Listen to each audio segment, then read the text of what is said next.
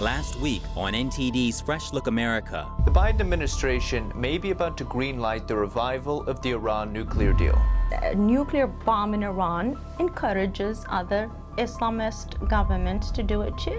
Does this deal not prevent Iran from getting these nuclear weapons? No, it actually ensures it. It absolutely ensures it.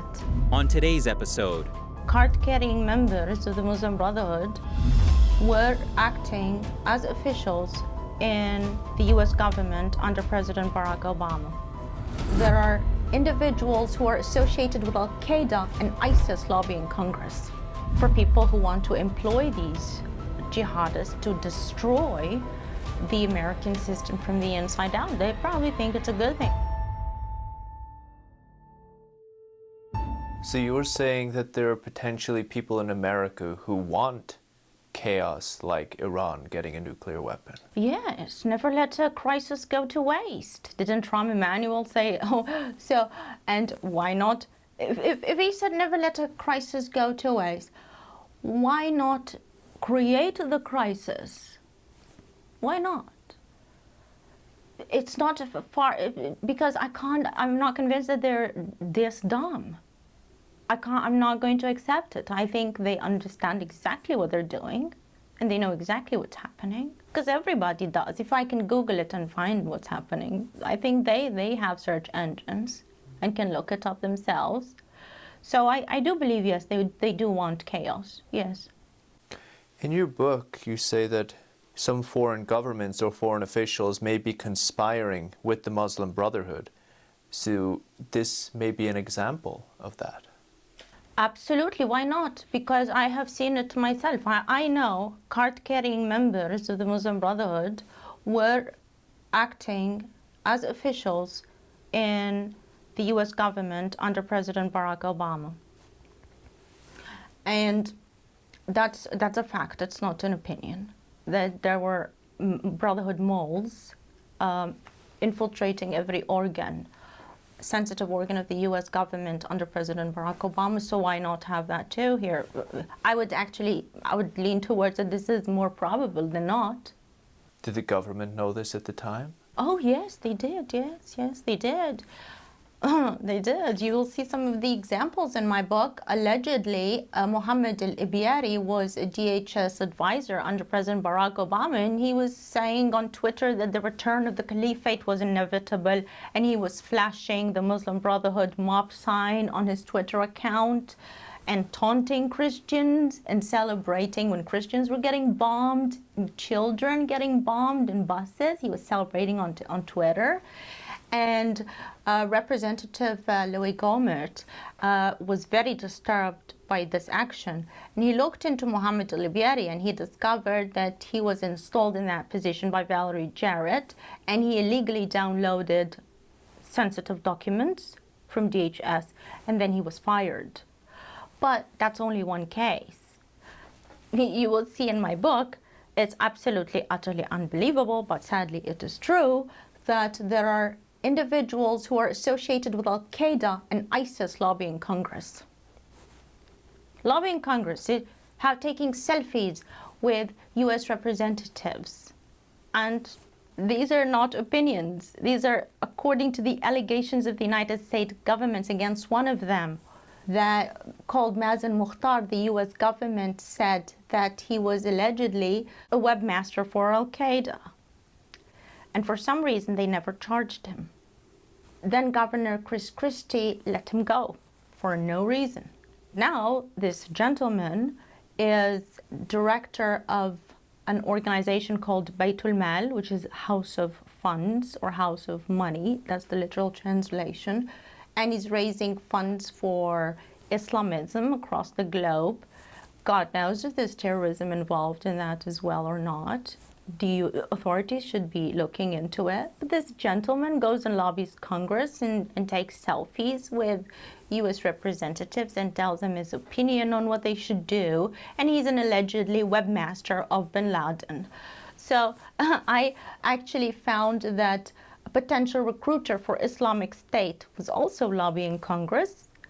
And he was in contact with a self-admitted Islamic State terrorist who tried to blow up the police academy in Cairo.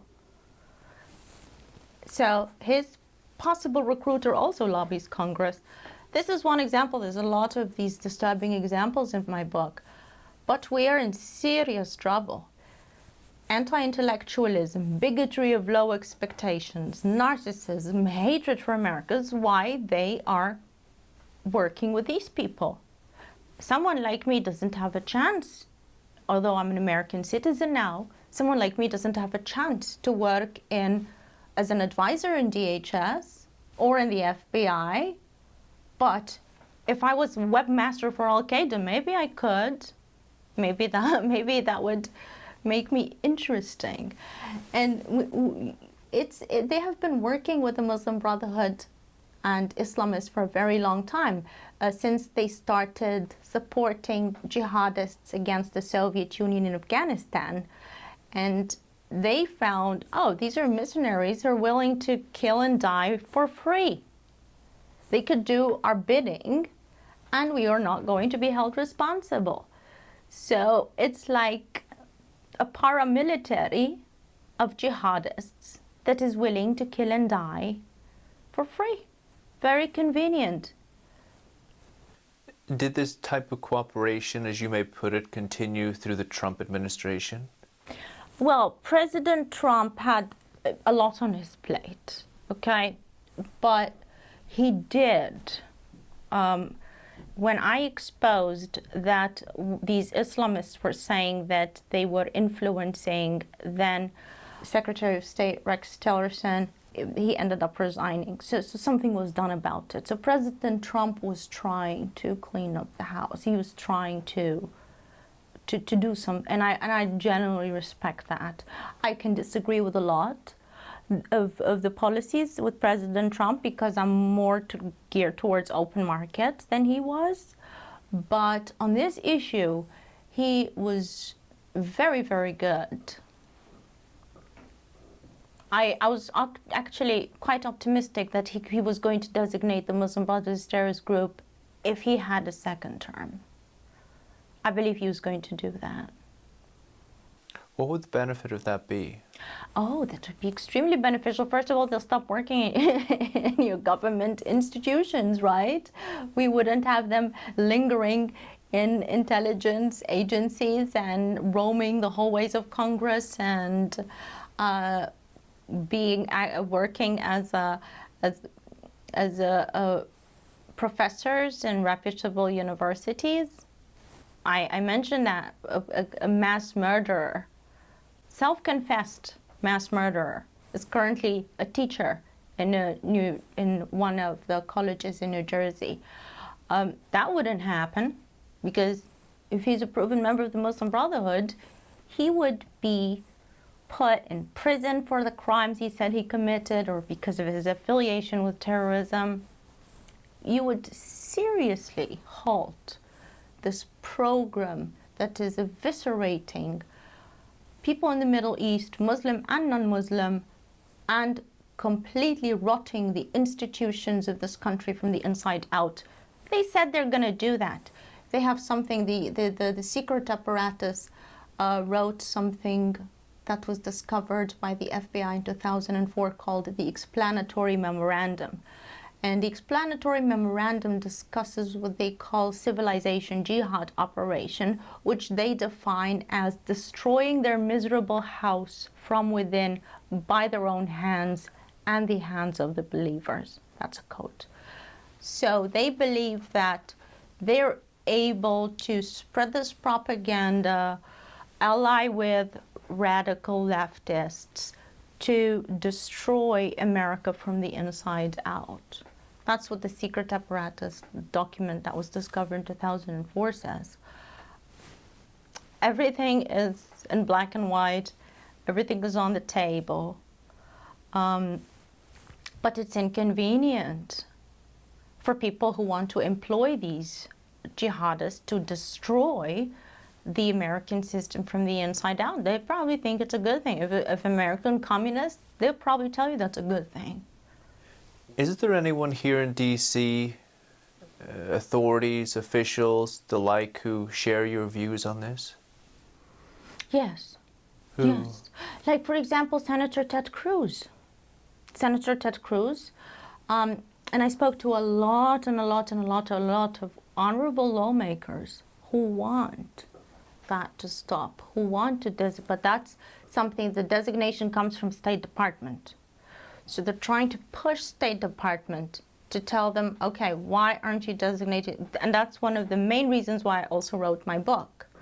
And the circumstances of writing my book were horrendous. I was dealing with cancer and multiple sclerosis, but I still wrote it to provide the United States government with irrefutable proof that would stand the scrutiny of court that these guys are terrorists and mass murderers, and they need to be designated as such. So I spoke to a lot of lawmakers who are on board.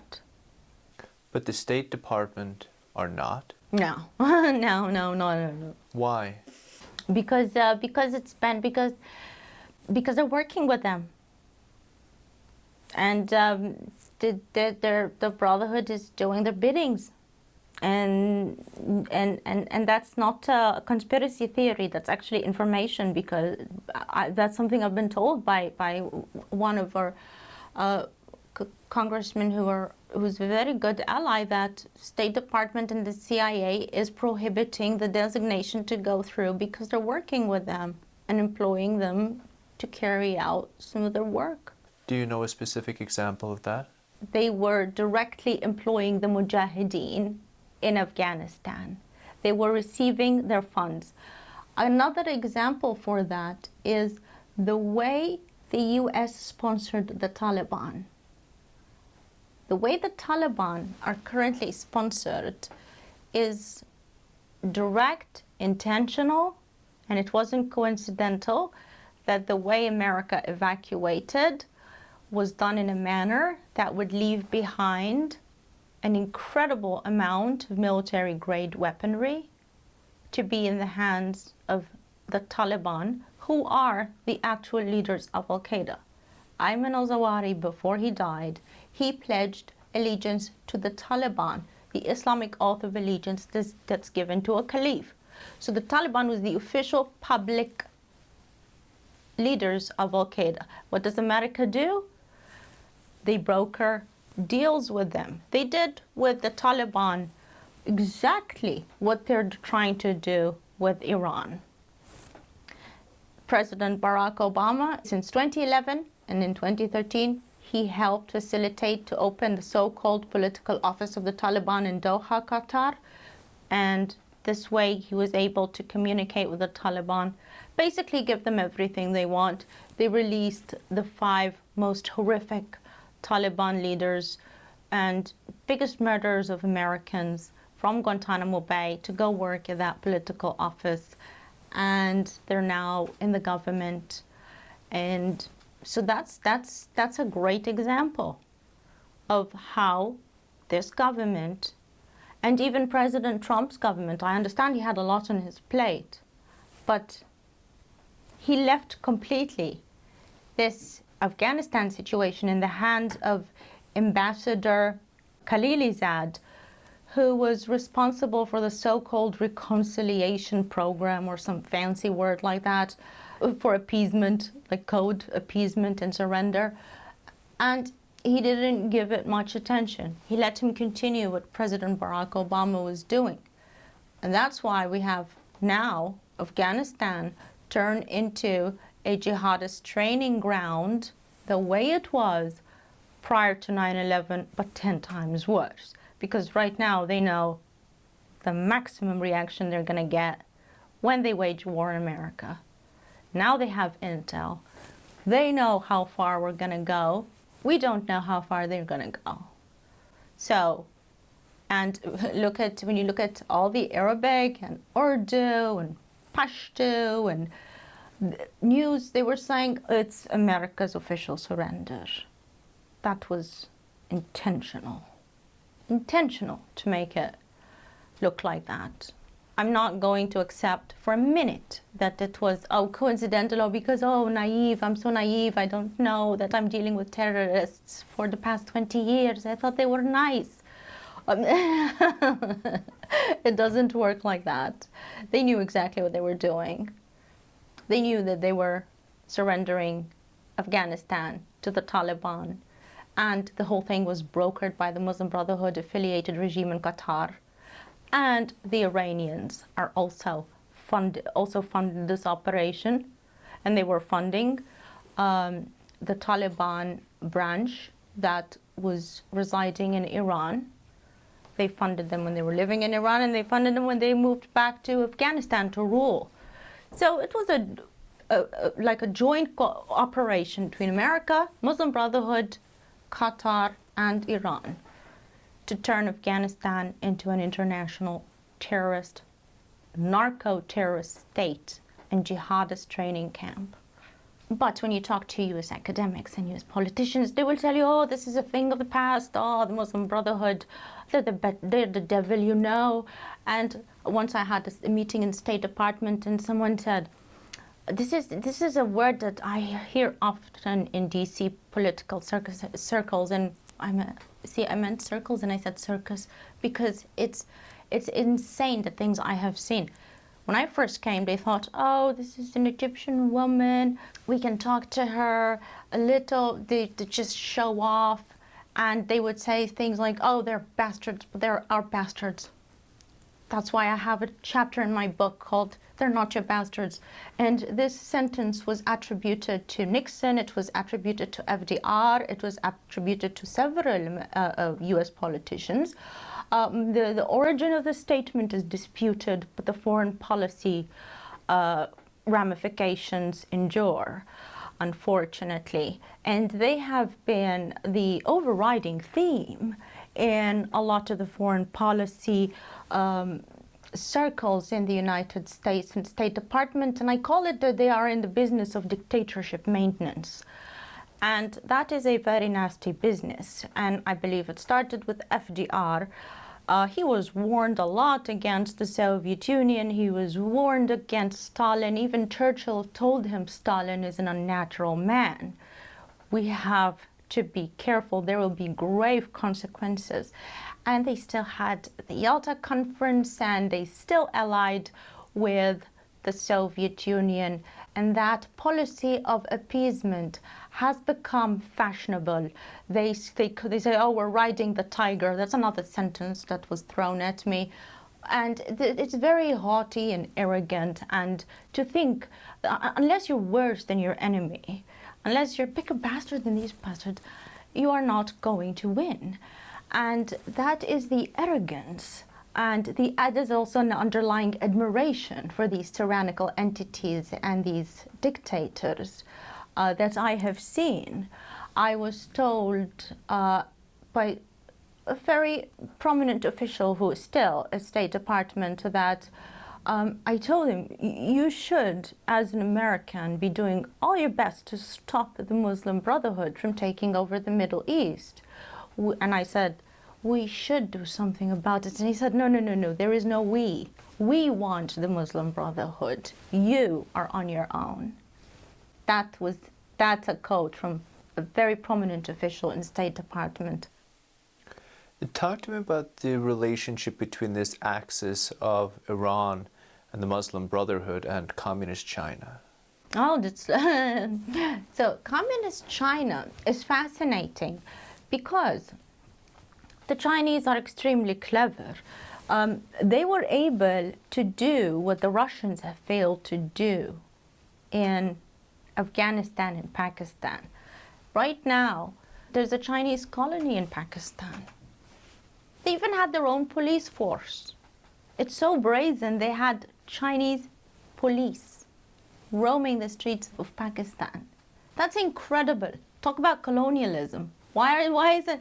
Where is all the people who are whining about colonialism now when China is basically invading Pakistan and succeeding in what they have failed to do in the 70s, in what Russia failed to do in the 70s, because Chinese have learned they're much more stealth in their operation. And Islamists are loving it because they're both brutal and they both think they are using each other. But honestly, this Islamists will always win this equation. So Russia's going to pay for what they're doing with Iran. China is definitely going to pay with what they're doing with Islamists. They think they're going to infiltrate them. Islamists are so much better at infiltration and subversive work than the Chinese. Chinese are a little primitive in that domain, ironically. They're good when it comes to the tech side of it, but human intelligence, nothing beats Islamists. They're the best because they're a group of people who win whether they live or die. They see themselves, whether they live, they're victorious on earth, or they die, they're victorious in eternal life, and they do the whole thing that they think they're going to do in heaven. And that's why they will win that equation. And they think they're using China, and China thinks it's using them, but yeah, it's not going to end well. It's not going to end well. How do you see it ending for America? Do you see any change possibly coming, or? Well, I hope that Congress blocks this horrific deal from going through. It's criminal and treasonous to have a deal with such a subversive entity like Iran. I hope that the next election people go out and vote and show their discontent with the current regime. And hopefully the next election we will have someone who will be able to really start to clean house. I know that President Trump was heading in that direction. So I hope someone continues that mission, the next president. But I'm not very optimistic at the time being, to be honest with you, I'm not. Have you seen things get worse since you've come to America? Oh yes, absolutely. Things are getting extremely worse. When I first came in 2011, if someone had told me that Islamists associated with Al-Qaeda and ISIS are roaming the hallways of Congress, I would have said that they were crazy. I wouldn't have believed it. If someone had told me the biggest alleged terrorist recruiter in the world is living in Manhattan and recruiting terrorists from Times Square, I would have thought they were mentally ill. But this is exactly what's happening right now. They're brazen, they feel powerful, and they taunt people like me, the victims, across the world, not just here, across the world. They taunt people like me. We're here to stay, we're dominating. It's justice that Americans are destroying their own house by their own hands. They see a validation for their line of thought, that Americans are doing that to their own country. So things got significantly worse. Cynthia Farahat, Middle East Forum, thank you so much. Oh, thank you for having me. Her new book is called The Secret Apparatus, The Muslim Brotherhood's Industry of Death. It will come out on September 27th. Thanks for watching Fresh Look America. I'm Paul Green.